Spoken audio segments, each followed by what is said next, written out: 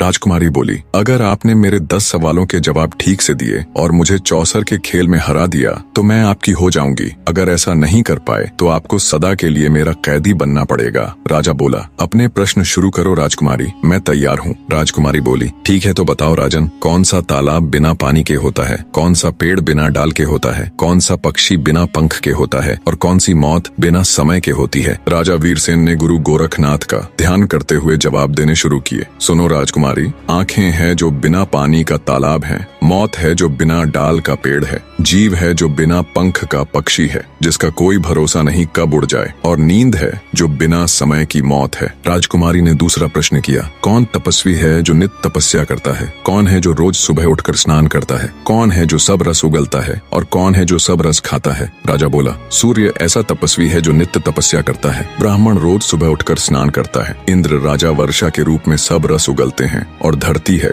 जो सब रस खाती है अर्थात वर्षा को सोख लेती है। राजकुमारी ने तीसरा सवाल किया, ऐसा क्या है जो कोई स्त्री नहीं कर सकती, ऐसा क्या है जो समुद्र में समा नहीं सकता, ऐसा क्या है जो अग्नि में नहीं जल सकता और क्या है जिसे काल नहीं खा सकता। राजा बोला, राजकुमारी, एक स्त्री अपने पुत्र के साथ क्रिया नहीं कर सकती, यश है जो समुद्र में समा नहीं सकता, धर्म है जो अग्नि में जल नहीं सकता और नाम ऐसी वस्तु है जिसे काल खा नहीं सकता। राजा की हाजिर जवाबी और सटीकता के साथ सवालों के जवाब देते देख राजकुमारी आश्चर्य के साथ साथ प्रसन्न भी थी। उसने चौथा सवाल किया, ऐसा क्या है जो बचपन में 30 गज का, जवानी में 4 गज का, बुढ़ापे में 60 गज का और मरने के बाद अंत नहीं। राजा बोला, सुनो राजकुमारी, किसी भी वस्तु या इंसान की परछाई ही एकमात्र ऐसी चीज है जो दिन में 30 गज की, दोपहर में 4 गज की, शाम के समय 60 गज की और रात में अनंत हो जाती है। राजकुमारी बोली, आप ठीक कह रहे हैं राजन, अब मेरे 5वें सवाल का जवाब दो, वह क्या है जो हमेशा बदलता रहता है पर कभी नहीं बदलता।